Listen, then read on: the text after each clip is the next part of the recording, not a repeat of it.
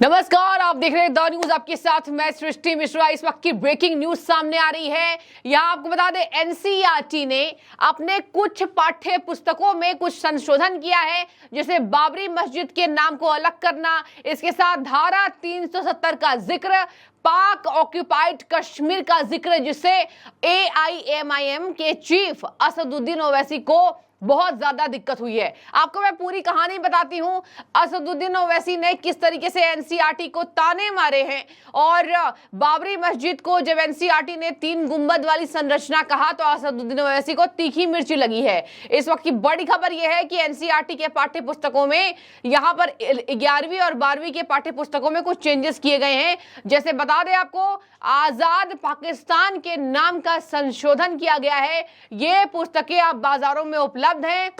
अप्रैल के महीने में यह प्रस्ताव पारित किया गया था कि भैया हम इसमें कुछ चेंजेस करने जा रहे हैं, और दिनेश प्रसाद सकलानी एनसीईआरटी के डायरेक्टर हैं, उन्होंने साफ कह दिया कि हमारा ये उद्देश्य है ताकि छात्रों में सकारात्मकता फैले और किसी भी तरीके से कोई विवाद ना हो। आपको मैं बता देती हूं कि यहां पर बाबरी मस्जिद का जिक्र एनसीईआरटी के 11-12 के बुक्स में यह किया गया है कि वहां पर 3 संरचना वाली गुंबद थी। इसके साथ मैं आपको बता दूं, पीओके को आजाद पाकिस्तान, जो पाकिस्तान खुद से ही ये तय कर चुका था कि कश्मीर उनका है, उसमें संशोधन किया गया है और कहा गया है कि पाक ऑक्यूपाइड कश्मीर। तो अब नए बच्चे जो हैं, नए बच्चे भारत को इसी तरीके से जानेंगे। इसके साथ मैं आपको बता दूं दर्शकों, गुजरात के दंगों का भी जिक्र इसमें अलग तरीके से किया गया है। अब मैं आपको बता दूं कि क्या कहा ओवैसी ने क्या कहा है, किस तरीके से वो भड़काने का काम कर रहे हैं, और हमेशा ही ओवैसी ये करते नजर आते हैं।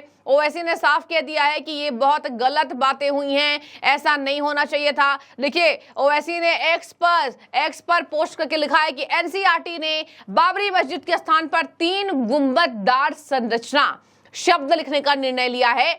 एनसीईआरटी ने अयोध्या फैसले को आम सहमति का उदाहरण बताने का भी फैसला कर लिया। बता दें आपको, अयोध्या में राम जन्मभूमि जो बनी है उसके लिए भी कहा गया कि ये जो आम, यहां पर कहा गया एनसीईआरटी के द्वारा कि आम सहमति, जाहिर सी बात है सुप्रीम कोर्ट के आदेश के बाद वहां पर भव्य राम मंदिर बना, और बाबरी मस्जिद को 3 गुंबददार संरचना कहा गया एनसीईआरटी में।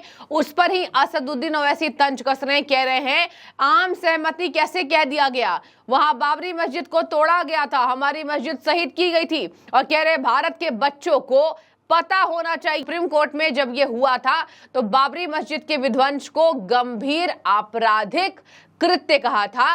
भारत के बच्चों को पता होना चाहिए कि 1949 में एक मौजूदा मस्जिद को अपवित्र किया गया था, और फिर 1992 में भीड़ द्वारा ध्वस्त कर दिया गया था। उन्हें आपराधिक कृत्यों का महामंडन करते हुए बड़ा नहीं होना चाहिए। मतलब कि असदुद्दीन ओवैसी के हिसाब से बाबरी विध्वंस का जिक्र वैसे होना चाहिए कि भैया आपने यहाँ पर हमारे मंदिरों को तोड़ा। अब मैं आपको बता दूं नेताओं का रिएक्शन इस पर।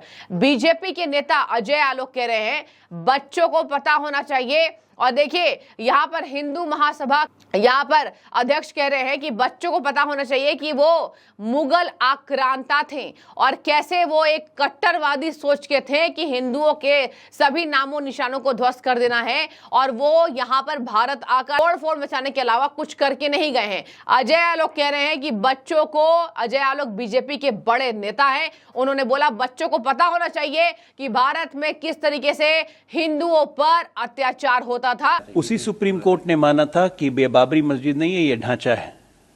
उसी सुप्रीम कोर्ट ने माना था। असदुद्दीन ओवैसी को ये भी याद होना चाहिए, वो बाबरी मस्जिद कभी थी नहीं, क्योंकि वहां नमाज नहीं पढ़ी गई बरसों से, वो ढांचा ही था।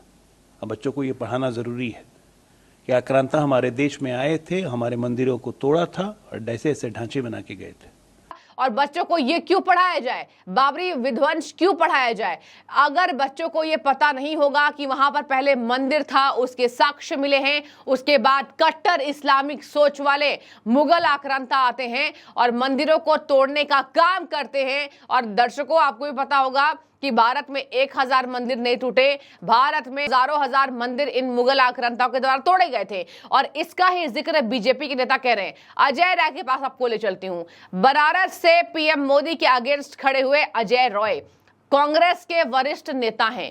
अजय राय कह रहे हैं कि ये जो आजकल भारत का भविष्य चल रहा है, देखिए बच्चे सड़कों पर प्रदर्शन कर रहे हैं, कल के बच्चे जो डॉक्टर बनेंगे वो प्रदर्शन कर रहे हैं। एनसीईआरटी ने भी ये बदलाव किया है, ये गलत है। अब मैं आपको बता दूं कि एनसीईआरटी के निदेशक ने क्या कहा, सभी आरोप को उन्होंने खारिज कर दिया है और कह दिया कि ये हमने इसी वजह से संशोधन किया ताकि दंगों के बारे में अवसादग्रस्त मानसिकता बच्चों के अंदर पैदा ना हो, हिंसक और अवसादग्रस्त नागरिक पैदा ना हो। मतलब कि बच्चे ये ना सोचे कि देखिए कितने मुगल आक्रांताओं के द्वारा और यहाँ पर भारत के लोगों के द्वारा ऐसी लड़ाइयां लड़ी गई। लड़ाई जो लड़ी गई है, जो युद्ध स्तर पर यहाँ पर भारत को आजाद कराने का, उसमें कोई बदलाव नहीं किया गया है। लेकिन बाबरी विध्वंस, इसके साथ पीओके, इसके साथ कश्मीर की बात, इसके साथ गुजरात दंगे, ये 4 ऐसे अहम मुद्दे हैं।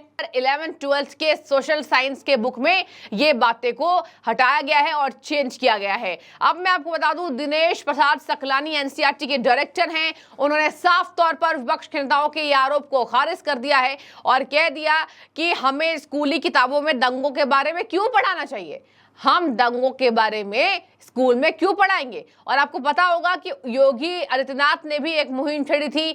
योगी आदित्यनाथ ने भी कहा था, उत्तर प्रदेश के मुखिया सीएम योगी ने कहा था कि बच्चों को जो अब पढ़ाया जाने वाला है, आने वाले जनरेशन को ये पता होना चाहिए कि भारत कितने इतिहास से गुजरा है, किस तरीके से यहाँ पर आजादी के लिए लड़ाइयां लड़ी गई हैं और कैसे मुगल आक्रांताओं ने यहाँ आकर घुसपैठ कर दिया। बता दें आपको, चीन की लड़ाई को एनसीईआरटी के पाठ्य पुस्तक में कहा गया है घुसपैठ।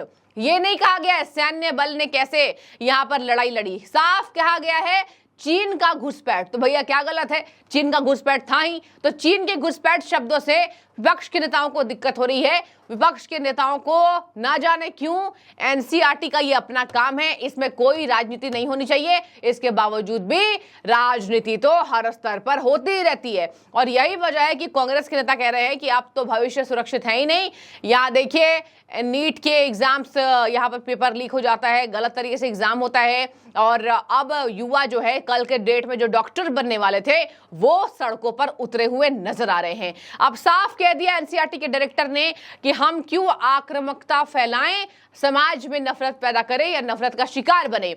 क्या ये शिक्षा का उद्देश्य है? हिंसा के बारे में क्यों पढ़ाया जाना चाहिए? हिंसा के बारे में अगर हम कम पढ़ाएं तो बेहतर होगा। और जिस तरीके से भारत को आजादी मिली है उसमें कोई बदलाव नहीं हुए हैं, लेकिन इन 4 मुद्दों को संशोधन करने के प्रस्ताव सालों से चले आ रहे थे, जो हमने कर दिया है। बच्चे जब बड़े होंगे तो उसके बारे में जान जाएंगे, लेकिन स्कूल की किताबों में ऐसा नहीं करना चाहिए। उन्हें बड़े होने तक ये समझने दीजिए कि क्यों हुआ, क्या हुआ। बदलाव के बारे में हंगामा अप्रासंगिक है।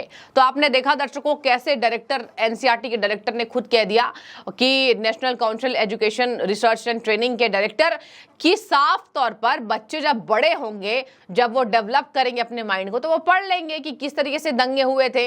लेकिन बच्चों को पहले ही अप्रासंगिक घटनाओं के बारे में क्यों बताना है। और यही वजह है कि असदुद्दीन ओवैसी को अब करारा जवाब बीजेपी के नेता दे रहे हैं। अब देखने वाली बात होगी, यहां पर देखिए एनसीईआरटी के पाठ्यक्रम को कहा जा रहा है भगवाकरण हो रहा है। एक और आप वर्ड सुनिए, भगवाकरण।